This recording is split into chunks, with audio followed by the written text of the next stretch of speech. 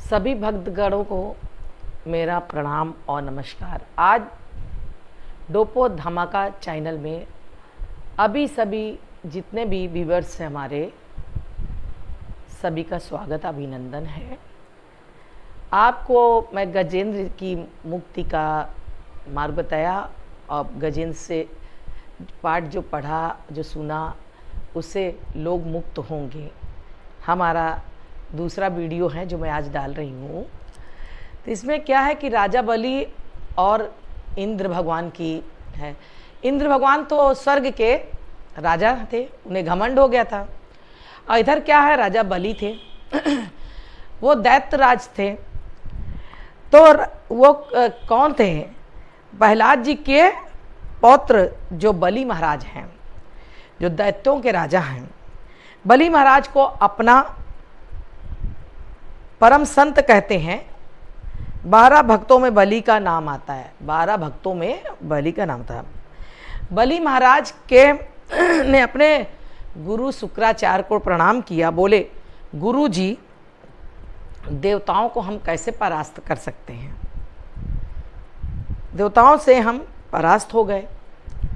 गुरुवर ने बताया कि देवताओं ने तो अमृत पान किया है, अमृत पी रखा है, इस वजह से वो नहीं हारेंगे, इसलिए हमें उन्हें कभी नहीं मार सकते। लेकिन क्या हरा सकते तो हैं, मार नहीं सकते तो हरा सकते हैं।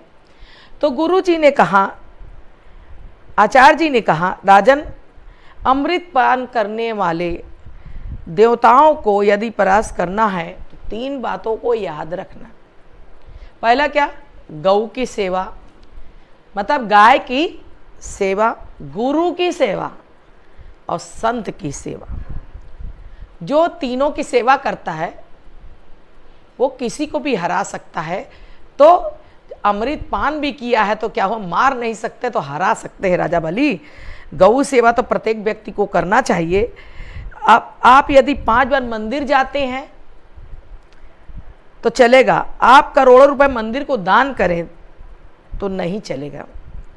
आप 10 घंटे रोज बैठकर भजन नहीं कर सकते तो चलेगा, लेकिन यदि गौ सेवा नहीं करते तो नहीं चलेगा।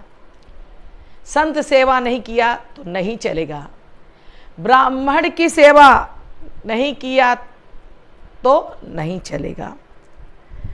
तो गौ सेवा तो करनी चाहिए। गाय के शरीर में 33 करोड़, क्या कहा, 33 करोड़ देवताओं का वास है, ऐसा शास्त्र कहते हैं।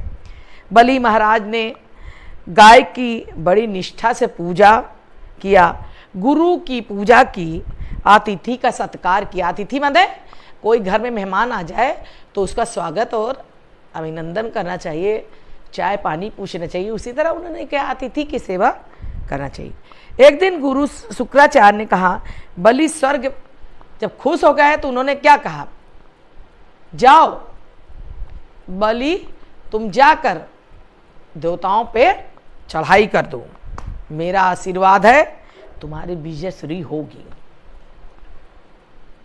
आश्चर्य में हो गया कि भाई, मैंने गाय की, संत की, ब्राह्मण की, हैं, सबकी सेवा किया है तो आज मेरी जीत जरूर होगी।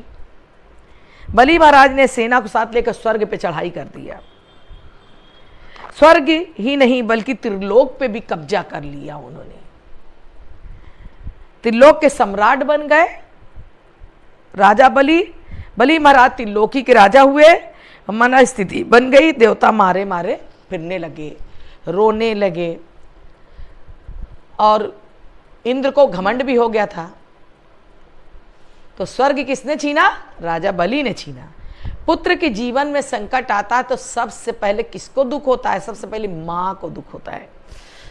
तो माँ से बढ़कर और कोई कष्ट नहीं होता है, कष्ट नहीं सहता। माँ का पुत्र के प्रति जो स्नेह है वो किसी के प्रति नहीं है हो सकता। देवराज इंद्र और देवताओं की माँ का नाम आदिति है।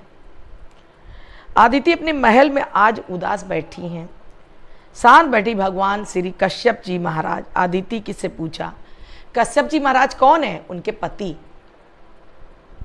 देवी, आजकल आप इतनी उदास क्यों हैं? क्या बात है? आपका पूजा पाठ नित्य चलता रहा। क्यों?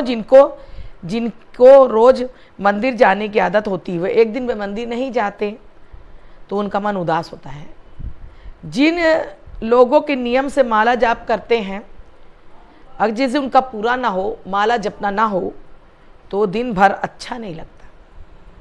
मेरे पुत्र देवताओं के सर को राजा बलि ने उनसे छुड़ा लिया है। राजा बलि ने छुड़ा लिया है इंद्र से। देवताओं के स्वर्ग को ही क्यों तीनों लोकों में बलि ने अपने कब्जे में ले लिया। वो अपने पति से कहा कि तीनों लोक को अपने कब्जे में ले लिया, देवताओं को हरा दिया। यही मेरे दुख का कारण है कि मेरे पुत्र से स्वर्ग छीन लिया। हे भगवान, मैं अनहित किसी का नहीं हरना चाहती, किसी को मारना नहीं चाहती। मैं किसी को मारना नहीं चाहती, किसी को अनहित नहीं चाहती हूँ। कितने संकट की बात है, आज मेरे पुत्र इंद्र जो है मारे मारे फिर रहे हैं। भगवान कश्यप जी ने अपनी पत्नी को समझाया, देवी कौन किसका पुत्र, किसकी माता। ये बात तो सही है, कौन किसका पुत्र किसकी माता, ये मोह के एकमात्र कारण है। मैं अपने पुत्र को बुलाऊंगा, बेटा मन भीतर आ जाओ, धूप तेज है। कभी कभी दो बच्चे खेलते रहते हैं तो कोई और का भी बच्चा रहता है, लेकिन लोग अपने ही बच्चे को अंदर कर लेते हैं, उसको नहीं करते। क्यों? क्योंकि अपने पुत्र से मोह रहता है। उसी आदिति माता के ऊपर कहा गया है, उदाहरण दिया गया है कि वही माँ को भी कसका कि मेरा पुत्र जो है, मेरे पुत्र से स्वर्ग छीन गया। तो आपको कैसे समझाऊं? आप तो पिता हैं ना, आप ना समझेंगे इस बात को, कष्ट को। आप तो पिता हैं, क्या समझे एक माँ के दिल में क्या गुजरती है। आज सुने आप। भगवान कश्यप जी बोले, चाहती क्या हो, तुम क्या चाहती हो? मैं चाहती हूँ मेरा घर कोई बुद्धिमान पुत्र हो जो देवताओं को तीनों लोक में उन्हें प्रदान करे। देवताओं को फिर वो जो तीनों लोक है फिर वापस दिला दे, ऐसा पुत्र होना चाहिए। भगवान कश्यप जी बोले, देवी मैं तुम्हें 12 दिन का व्रत बताता हूँ। ये फागुन के महीने के शुक्ल पक्ष के व्रत किया जाता है। शुक्ल पक्ष चल रहा है, किसी माता के ऊपर कष्ट पड़ा हो, उसके पुत्र पे पड़ा हो, तो माता उसके लिए व्रत रह सकती है। इसका नाम है पायोव्रत। पायोव्रत प्रतिपदा को लेकर त्रयोदशी तक व्रत होगा। प्रातः जल्दी उठना, भगवान के चरणों में प्रणाम करना, यज्ञेश भगवान की स्तुति करना। इस स्तुति को तुम नियमित जाप करोगी तो तुम्हें लगता है भगवान तुम्हारे घर बनकर आएंगे। देखो निष्ठा में ताकत है, विश्वास में प्रभु की वास है। माता दिति ने बड़ी निष्ठा से इसको व्रत को किया। भगवान प्रकट होकर कहा, माँ आपके पुत्र इंद्र के संकट को मैं समझता हूँ, उसके कष्ट की निवृत्ति के लिए आपके घर पुत्र बन कर आऊँगा, मेरा विश्वास करो।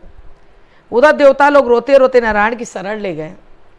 मेरे भगवान बोले, क्या हुआ? देवता बोले, बहुत बड़ा संकट हम पर आ गया है। राजा बलि ने तीनों लोकों को जीत कर मुझसे स्वर्ग भी छीन लिया, तीनों लोकों को छीन लिया। भगवान बोले, सुनो, तुम इस बलि पर हो गई गुरु की कृपा। तो इसीलिए कहते हैं गुरु पे कृपा जिसकी हो जाए कोई माइक लाल हरा नहीं सकता। आप लोग से हमारा निवेदन है, जितने भी हमारे व्यूअर्स हैं, सब गुरु की कृपा को ढूंढिए, अपने आप में लाइए, आपको कोई नहीं हरा सकता। ये कथा सुन रहे हैं, उस पर आप विचार भी कीजिएगा। गुरु की कृपा यदि हो जाए तो शिष्य को कोई रोक नहीं सकता। मैं भगवान हूं और भगवान होकर बलि से युद्ध नहीं करूंगा। कह रहे, अरे बाप रे माता, मैं बलि से युद्ध नहीं करूंगा। देवता, मैं किसी बलि से युद्ध नहीं करूंगा, क्योंकि उस पर गुरु की कृपा हुई है। अगर मैं लड़ने जाऊंगा तो मैं भी हार जाऊंगा। जब स्वयं नारायण कह रहे हैं कि मैं भी हार जाऊंगा, तो इसका मतलब है कि गुरु की कृपा, गुरु गाय संत की कृपा जिस पर हो जाए कोई हरा नहीं सकता, तो मुझ पर नहीं है। अब मैं उधर माता अदिति बड़ी उपवास के व्रत पालन करती है, मैं उनको वचन दिया है। देवताओं से बोले, एक काम हो सकता है, मैं स्वयं वामन बनकर जाऊंगा माता अदिति के घर, राजा बलि के यहाँ जाकर अपना हाथ पसारूंगा, तीनों लोगों को भिक्षा लेकर तुम्हें समर्पित कर सकता हूँ। युद्ध में बलि को जीतना मेरे बस की बात नहीं है। हाँ, गुरु की कृपा जिस पर हो जाए परमात्मा परास्त नहीं कर सकता, ये शास्त्रों का कहना है। अंधकार को निकालकर जो ज्ञान प्रकाश भर देता है वो है गुरु। हर जगह पे गुरु की हम लोगों की जरूरत पड़ती है, इसलिए गुरु ही सर्वप्रथम है। तो राजा बलि के ऊपर शुक्राचार्य जी का आशीर्वाद लगा, अब वो स्वर्ग को जीता। आपको एक बात बताऊं, ये भादो का महीना कुछ ज़्यादा ही बढ़िया है। हमारी राधा रानी का अवतार किस महीने में हुआ? भादो में। मेरे कान्हा का अवतार भादो में। श्री बलराम जी का अवतार हुआ भादो में। वामन का प्रकट हो भादो महीना में। तो आज मैं यहीं तक कथा सुना रही हूँ। इसके बाद मैं राजा बलि को जीतने का,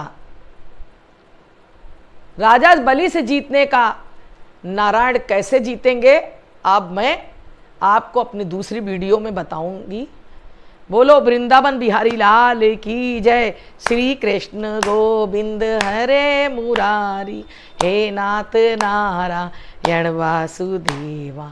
श्री कृष्ण गोविंद हरे मुरारी, हे नाथ नारायण वासुदेव। बोलो वृंदावन बिहारी लाल की जय। बोलो गुरु